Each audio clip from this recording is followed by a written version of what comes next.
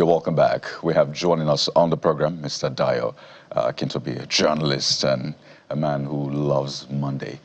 Mr. Akintobi, good morning. Welcome to the program. Very good morning to you. Good morning, Nigeria. Good morning. And thank God it's Monday. I told you. I didn't make that up.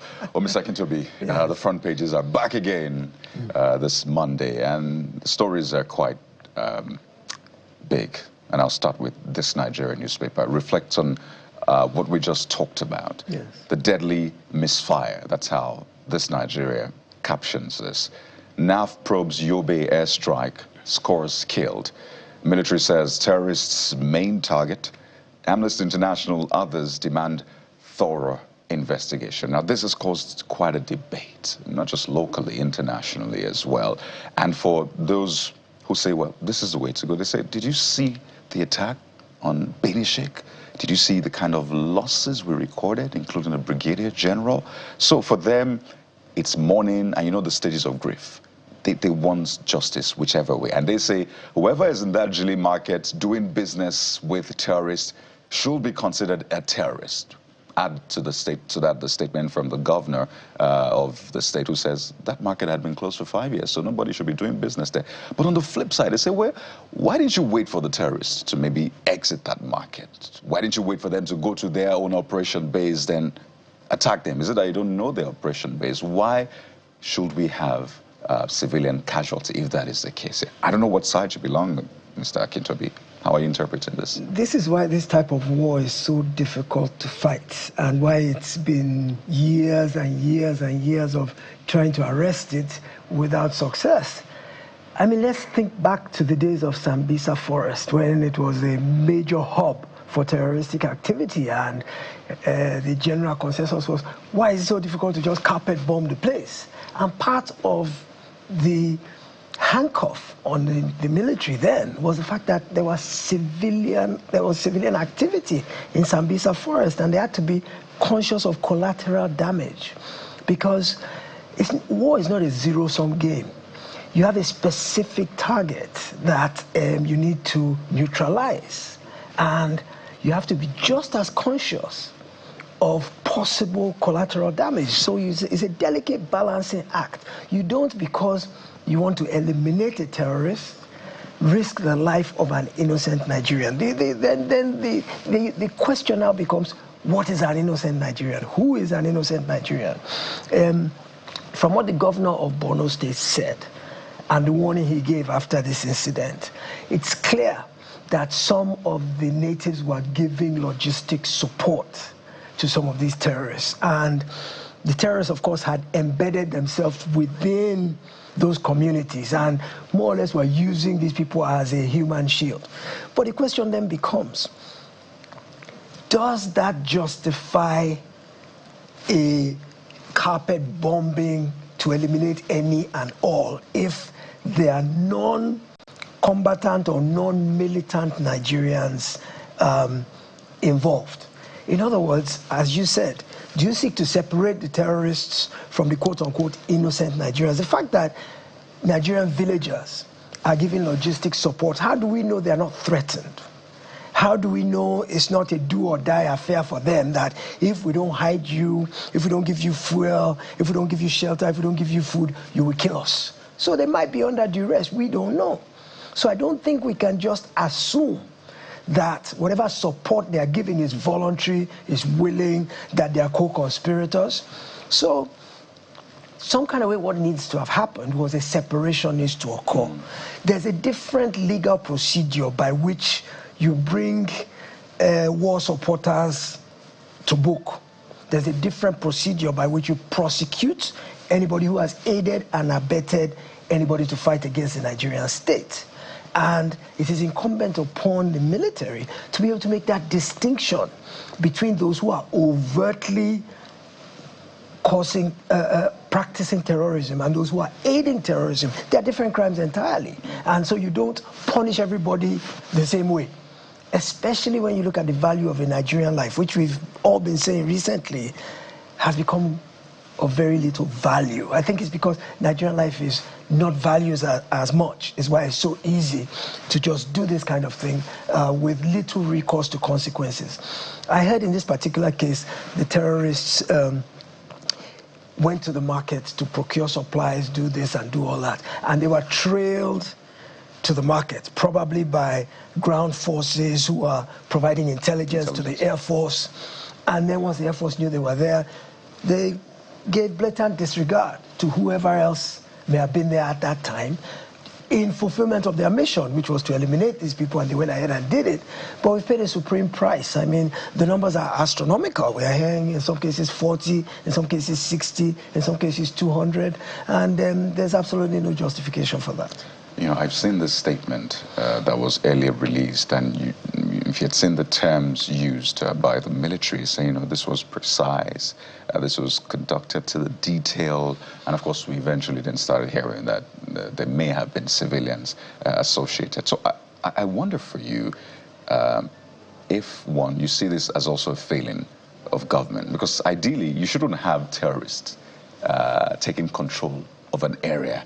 In Nigeria, you recall former president, late President Muhammadu Buhari, who had said, well, his government made major gains, that, you know, there used to be scores of local governments or communities being taken over by Boko Haram, but he's been able to get them off and all of that. But it looks like that is clearly contradictory. So, one, isn't that a failing of government? These people should have government who they pay taxes to, but instead they pay taxes to terrorists, as we understand.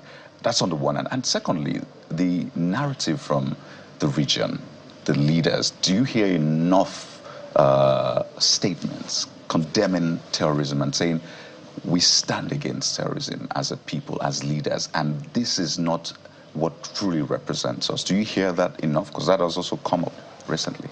Well, you can't have a government within a government, and once upon a time they used to actually raise flags. Once they've taken over a village or taken over a community, they put up their flag, which is in direct contradiction of the Nigerian state. The only flag that's legal in this country is the Nigerian flag.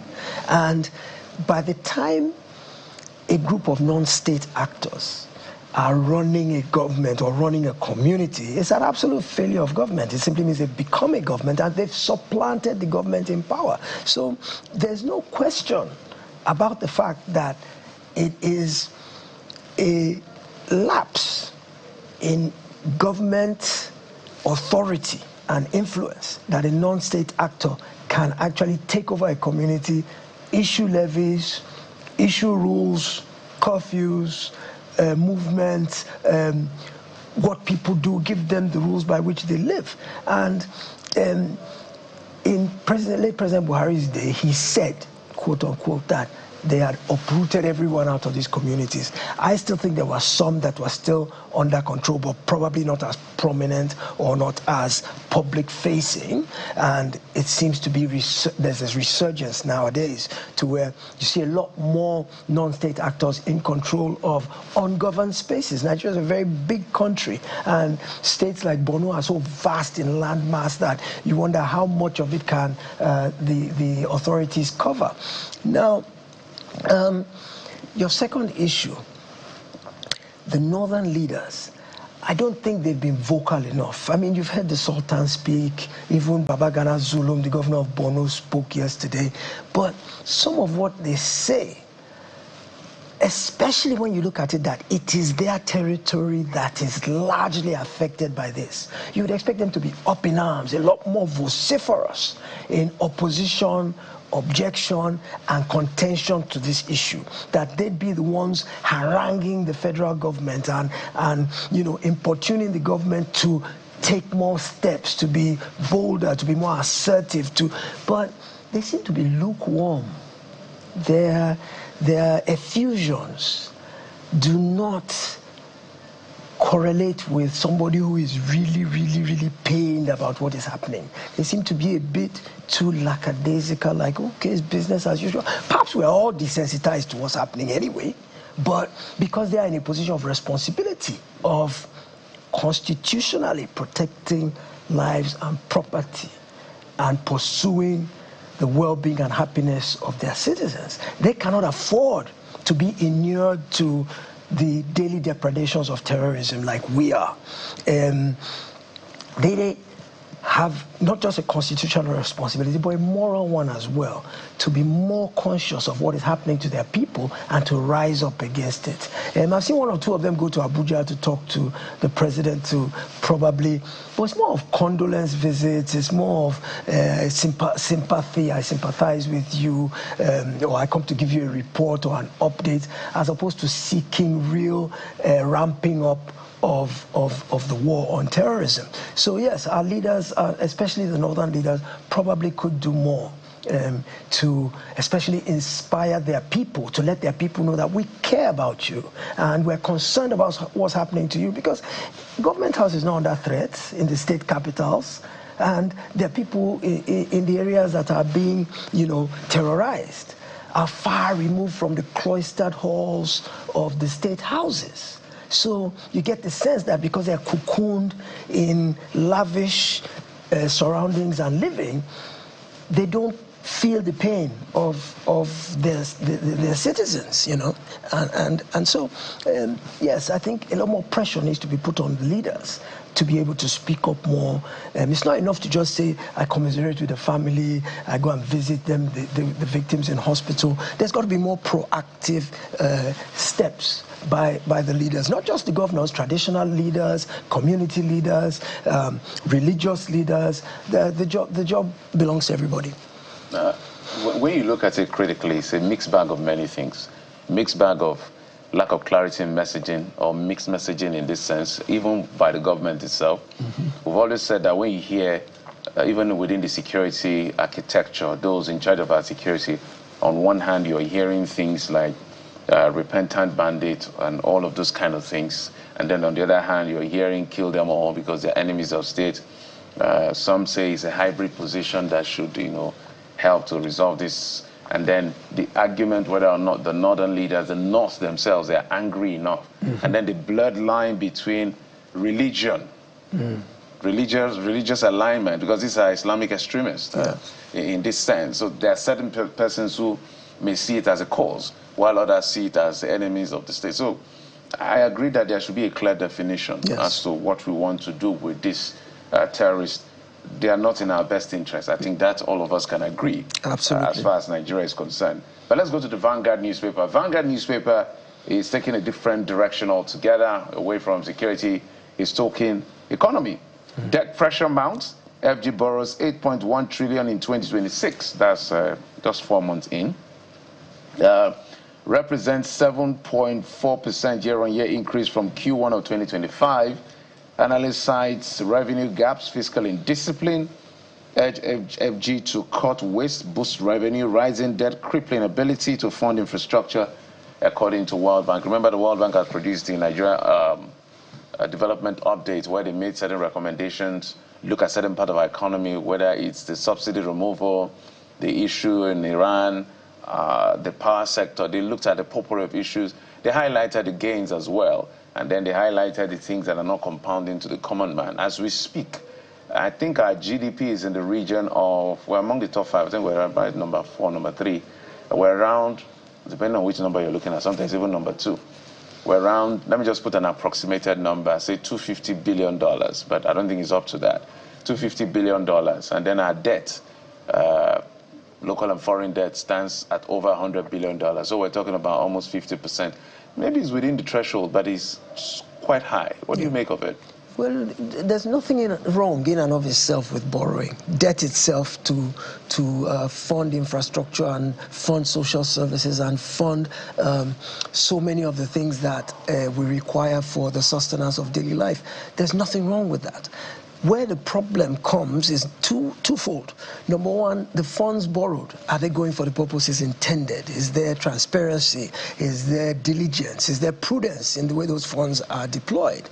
And then secondly, the thing is, the funds, the money you borrow, what's your ability to repay? If you are spending it on something that's not revenue generating, or that down the road will not lead to improved revenue generation. Say, for example, you build a road. Okay, let's take the coastal road, for example. We borrowed money to build it. It's going to take years to pay that money back. Suppose they don't toll the coastal road. How will that coastal road itself lend to maybe greater revenue for the government that they can use to pay back the money. Okay, so you open up communities along the road. Trade begins to thrive. Commerce begins to thrive.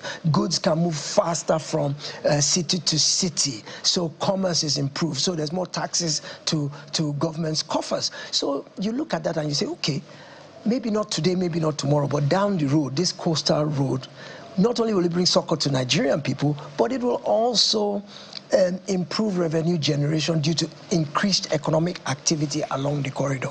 So you can justify that kind of borrowing. But there is no lender in the world, even to countries, who will not look at your accounting and say you want to borrow X number of naira.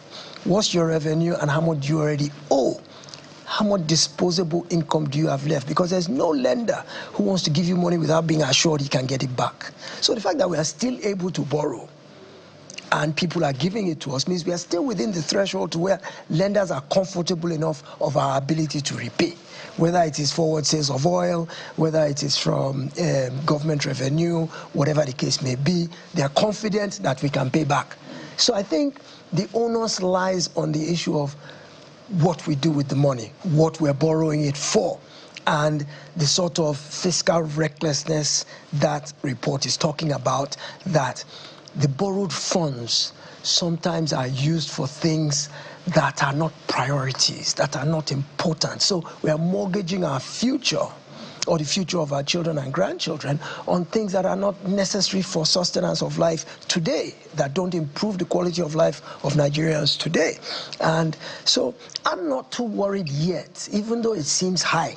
I still think we are within the threshold, because the moment we cross over the threshold, many lenders will begin to look askance. Of course, they're the exploiters who will know that you can't repay, but as long as you still have that oil in the ground that they can collateralize and they know they will ultimately get their money back, they will still lend to you. So I think we have a good set of financial managers. I think from the Ministry of Finance to the Budget Office to the CBN, I think we have competent people in charge at the moment that ultimately I think they are in good control of our fiscal situation, to where while the debt ceiling is worrisome, but remember, the debt didn't all come from here. We've been carrying it from previous administrations. That's not to say this administration hasn't piled on as well, but I don't think it's to the point of concern yet. Interesting times. Let's take the Abuja Inquirer, Mr. Akintobi. And yeah, there you have it. The Abuja Inquirer, leads with the 3.3 trillion naira legacy debts payment. Hope improved for electricity as Tinubu okays that. So that has been in the news for a while.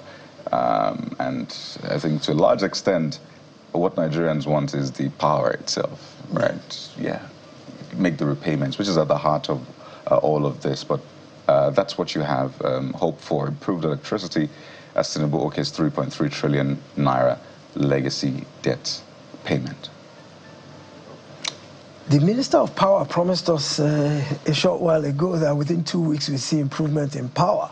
And coming on the heels of that was this announcement of this payment of 3.3 trillion, or an agreement to pay the generating companies, the power suppliers, the people who generate the power, to pay them 3.3 trillion. So Nigerians had been looking forward to the fact that we would get relief very soon.